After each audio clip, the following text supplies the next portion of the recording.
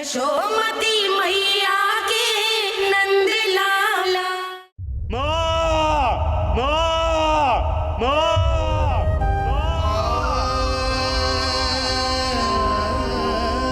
इस घटना से केवल नर और नारायण ही भावुक नहीं हो गए थे, बल्कि बैकुंठ में बैठे श्री हरि की आंखों में भी आंसू आ गए थे। ममता के लिए तरसने लगे थे वो। इसीलिए उनके इस अवतार का मुख्य उद्देश्य है मां की ममता का अनुभव करना। यही कारण है कि ये सत्य आपको रानी यशोदा से छुपाना ही होगा नंदराज। नहीं तो वो कृष्ण को मां की दृष्टि से नहीं, एक भक्त की दृष्टि से देखेंगी, और प्रभु जिस आनंद के लिए इतना कष्ट उठा रहे हैं उससे ही वंचित रह जाएंगे। बोलिए नंदराज, आप श्री नारायण के इस सत्य को गुप्त रखेंगे ना?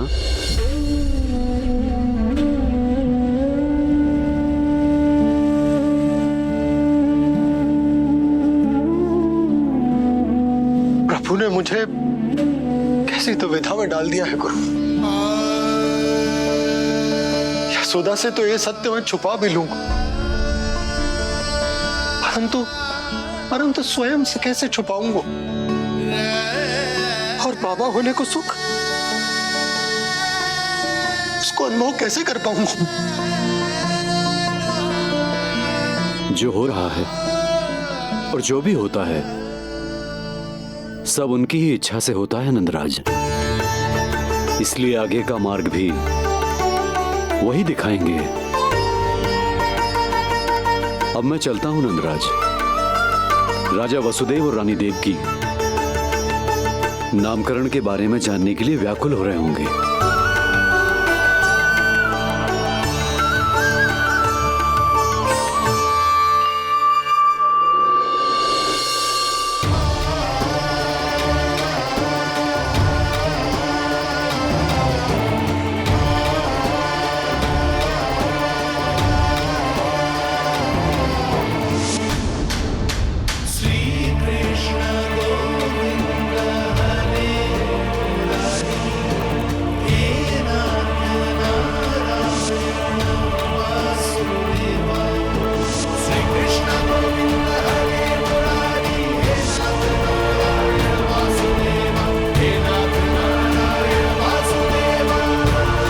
सत्य यह है नंदराज, कृष्ण राजा वासुदेव के पुत्र हैं।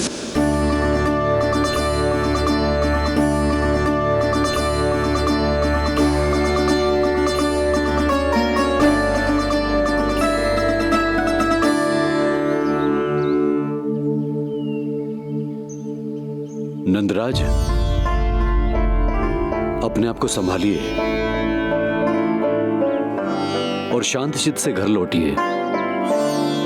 और हां, स्मरण रखिए कि प्रभु ने आपको बहुत ही बड़ा उत्तरदायित्व सौंपा है, आपको उसे निभाना ही होगा।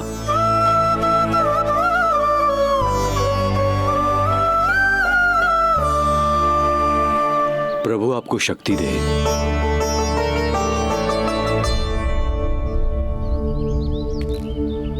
आप बहुत सौभाग्यशाली हैं नंदराज।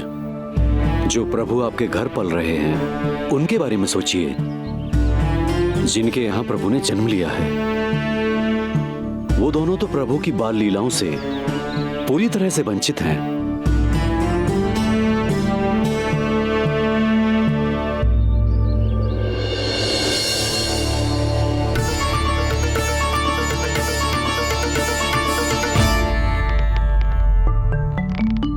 कहाँ रह गए तेरे बाबा लल्ला? जो आए क्यों ना अब तक?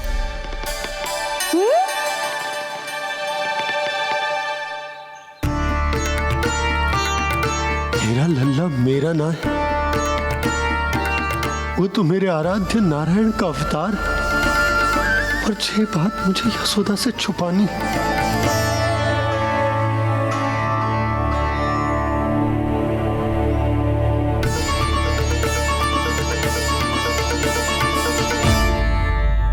बाबा वहीं खड़े मत रहो, अब आ भी जाओ ना।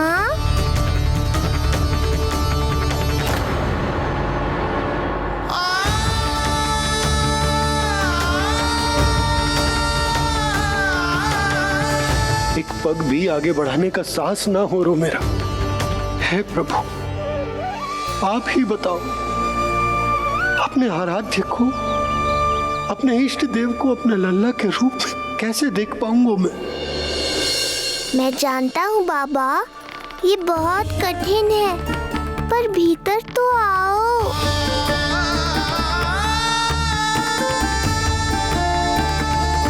अब आ भी जाओ बाबा, ऐसे बाहर कब तक खड़े रहोगे आप?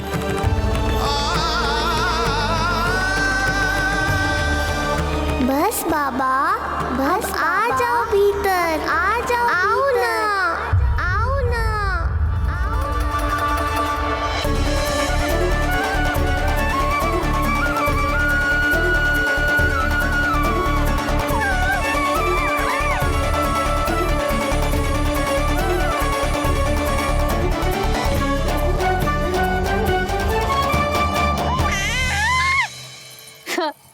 समझो?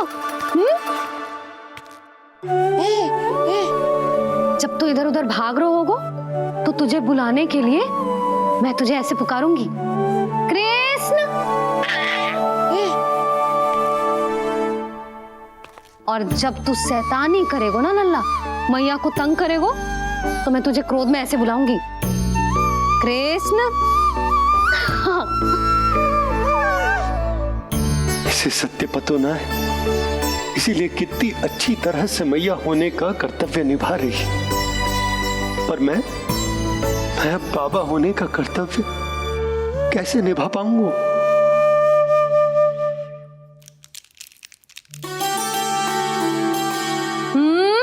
सावधान।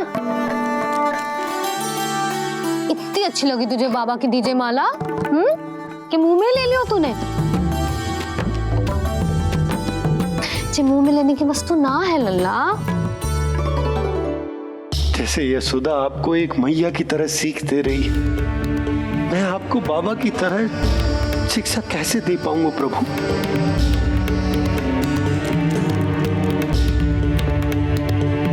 कृष्ण, अभी मना किया ना मैया ने? ये तो प्रभु को ही डांट रही है। सावधान, जो फिर से मुंह में लिया तो। यशोदा, तुम्हें पता भी है तुम किस पर क्रोधित हो रही? हाँ, अपने लल्ला पर। और किस पर? मेरे कहने का अर्थ ये है कि तुम्हें सच में पता भी है जे कौन है? स्वयं प्रभु ने मुझसे कहा है, किसी और प्राणी को इसके बारे में भनक तक नहीं लगनी चाहिए, और रानी यशोदा को तो बिल्कुल नहीं, और रानी यशोदा को तो बिल्कुल नहीं, और रानी यशोदा को तो बिल्कुल नहीं।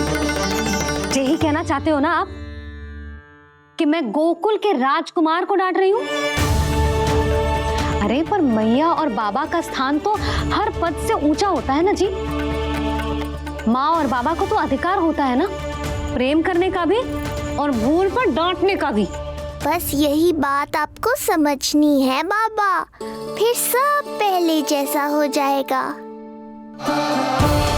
मैं समझता हूँ जे, पर ये विचार के ये केवल हमारा पुत्र ना है, ये स्वयं नारायण का अवतार भी है। इसे अपने मन से निकाल ना पा रहा हूं मैं। ओहो, आपको समझाना तो मैया को संभालने से भी अधिक कठिन है बाबा। लल्ला, अरे लल्ला। जशोदा जी, आपने हमें नामकरण के लिए ना बुलायो। कोई बात ना है, लेकिन ये तो बताओ कि लल्ला का नाम क्या रखो है? हाँ भाभी, बताओ ना। हाँ जीजी, अब और प्रतीक्षा ना हो रही हमसे। इसका नाम रखो है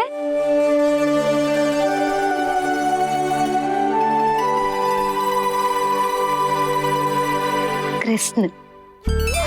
कृष्ण? कृष्ण बहुत प्यारा नाम है, लेकिन थोड़ा कठिन है।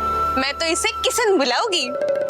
सही कहो, मैं भी इसे प्रेम से किशन ही कहूंगी। क्यों किशन? मेरे लिए तो जे किसना है।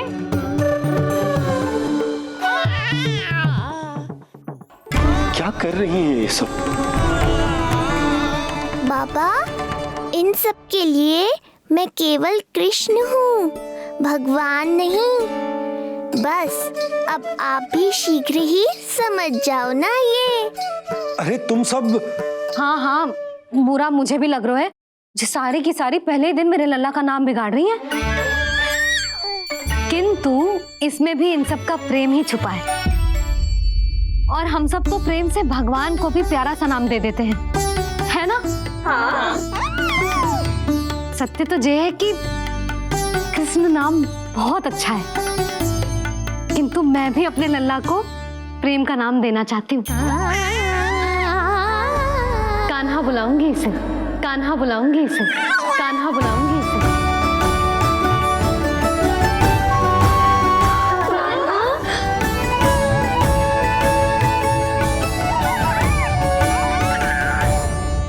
कान्हा, अनोखी ध्वनि, सहज सा मीठा, मैं भी इसे कान्हा ही पुकारूंगी।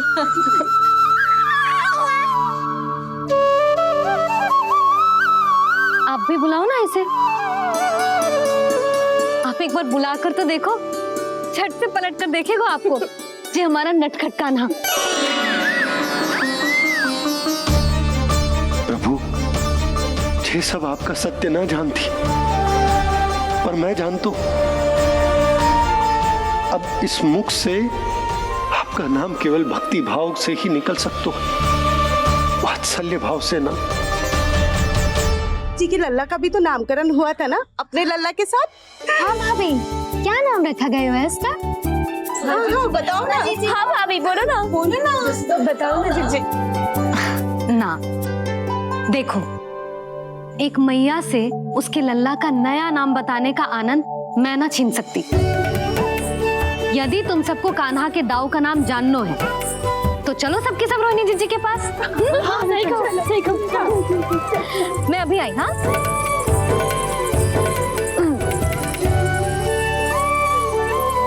सुनो जी, आप लल्ला को संभालो, मैं अभी आई। रोहिणी, मैं कैसे? ये प्रभु लल्ला। जी क्या मैं कर रहे हो? क्या हो गया आपको? मैं शीघ्र ही आ जाऊंगी। यशोदा, मुझसे दूर कब तक रहोगे बाबा?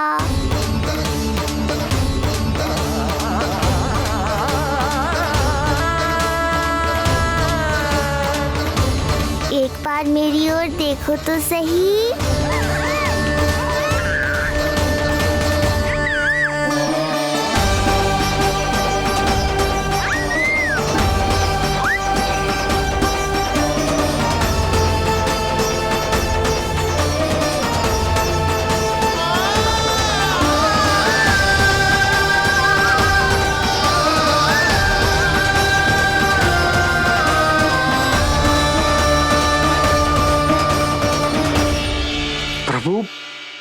मुझे दुविधा में डालकर आप मुस्कुरा रहे हो।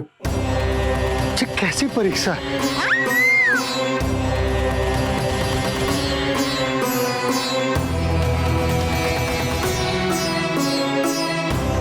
ये क्या कर रहे हैं आप? पिता का स्थान पुत्र के चरणों में नहीं होता, पुत्र के सिर के ऊपर होता है उनका हाथ, उनका वरदहस्त। प्रभु, आप चाहते हो कि मैं आपका सत्य यशोदा को ना बताऊं। यशोदा चाहती है कि मैं आपको लल्ला की तरह अपने गोद में उठाकर आपसे बातें करूं। मेरी आंखें चाहती हैं कि मैं आपको अपने इष्ट देव, अपने आराध्य के स्वरूप में देखूं। और मेरा हृदय चाहता है कि मैं आपको अपने पुत्र के स्वरूप में देखूं। अब आप ही बताओ प्रभु, अब मैं इस परिस्थिति में क्या करूं? मुझे कुछ समझ में ना आ रहा। आप ही का आसरा है प्रभु, आप ही को सहायता करनी होगी। आप ही बताइए कि किस प्रकार एक भक्त अपने भगवान को अपने लल्ला के स्वरूप में देखे, उसे अपने हाथों में उठाए, उसे खिलाए, उसके साथ बातें करे, कैसे वो उसका लालन पालन करे अपने पुत्र के स्वरूप में। प्रभु, मुझे कुछ समझ में ना आ रहा, सहायता करो प्रभु। चिंता मत कीजिए बाबा, आपके सभी प्रश्नों का उत्तर शीघ्र ही मिलेगा आपको।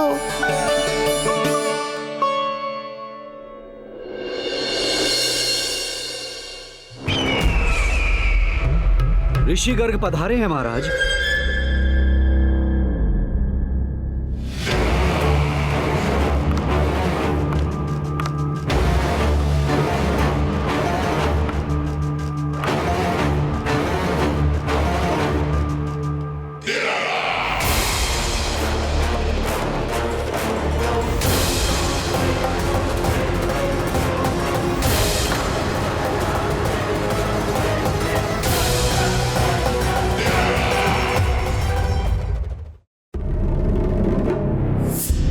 तो महान मथुराधीश कंस के दरबार में ऐसे सम्मान होता है ऋषि मुनियों का? नहीं ऋषिवर, ये तो केवल एक उदाहरण है कि कैसे एक विष्णु भक्त का सम्मान नहीं किया जाना चाहिए। तब तो अच्छा ही है। मैं यहां तुमसे सम्मान की अभिलाषा लेकर नहीं आया हूं। मैं यहां देवकी और वसुदेव से भेंट की इच्छा लेकर आया हूं। क्यों? मेरे विरुद्ध कोई षड्यंत्र रचना चाहते हो?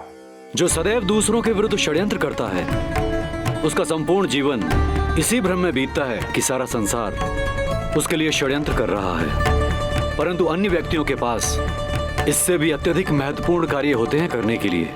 यह महत्वपूर्ण कार्य करने की आपकी यह इच्छा इस दरबार में पूर्ण नहीं होगी ऋषिवर।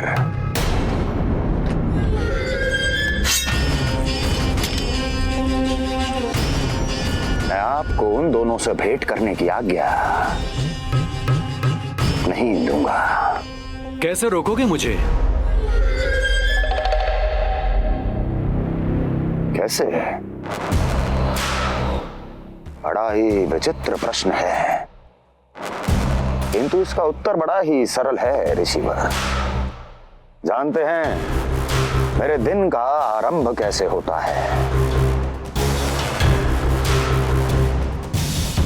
किसी ना किसी का संहार करके।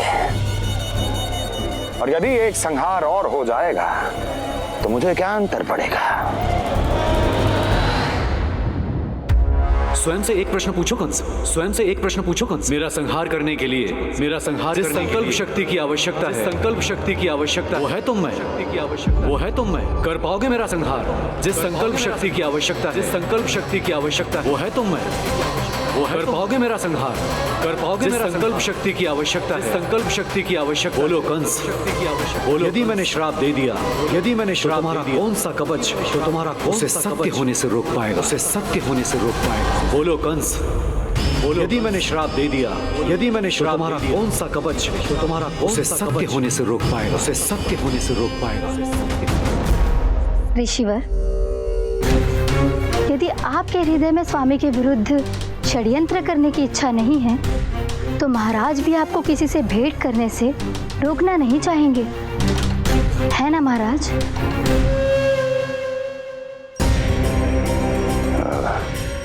हाँ, आप उन दोनों से भेंट कर सकते हैं।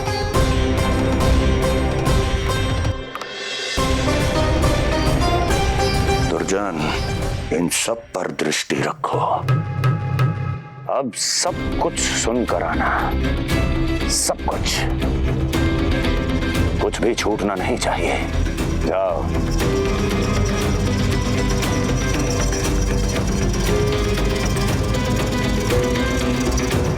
लगता है प्राप्ति राजकार्य सीख रही है मुझसे।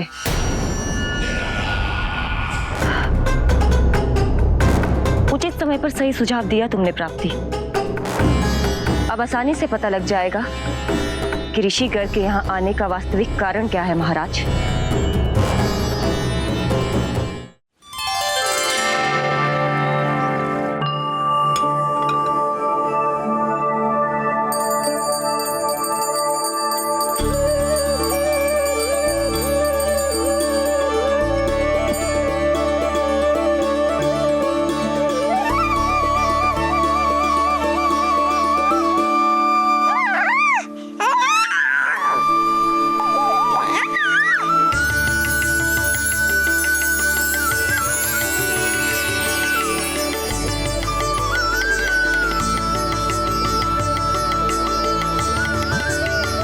स्वयं नारायण मेरे घर में है तो ये फूल उनके चरणों में क्यों चढ़ा रहा हूं? तैयार होगा मेरा लल्ला। किंतु बुरी दृष्टि वाला टीका लगाना तो भूल ही गई तेरी मैया। अभी आ।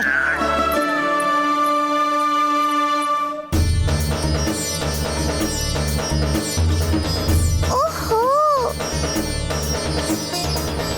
नहीं नहीं बाबा, ये मत करो। मैया आ रही है, उन्हें पता चल जाएगा।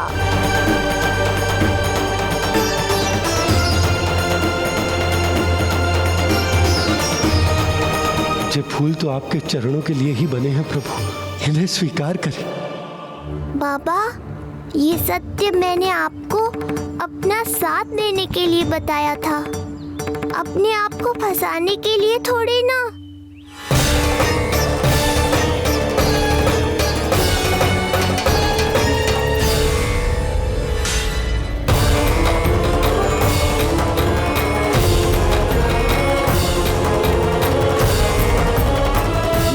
नारायण। प्रणाम पंडित जी। नंदराज जी, रानी जी, बिटिया के पांव भारी थे ना, तो उसे लिवाने समधियाने चला गया था। वहां कुछ अधिक ही समय लग गया। आज वापस आया तो पता चलो कि स्वयं गर्ग ऋषि ने लल्ला का नाम रखो है, सो मिलने चला है। क्या नाम मिलो है इसे? उन्होंने लल्ला का नाम कृष्ण रखो है। उन्होंने लल्ला का नाम कृष्ण रखो है।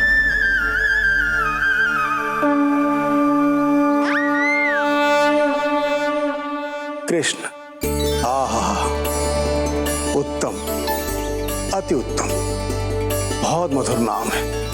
ऐसा लग तो है जैसे आप स्वयं श्री नारायण का नाम ले रहे हैं।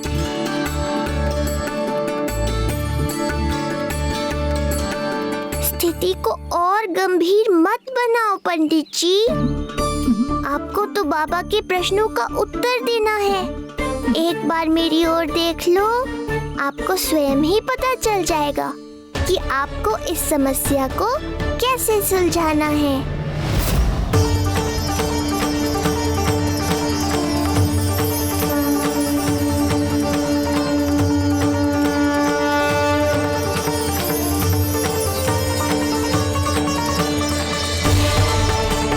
पंडित जी मेरे लल्ला को टकटकी बांध के देखे क्यों जा रहे हैं?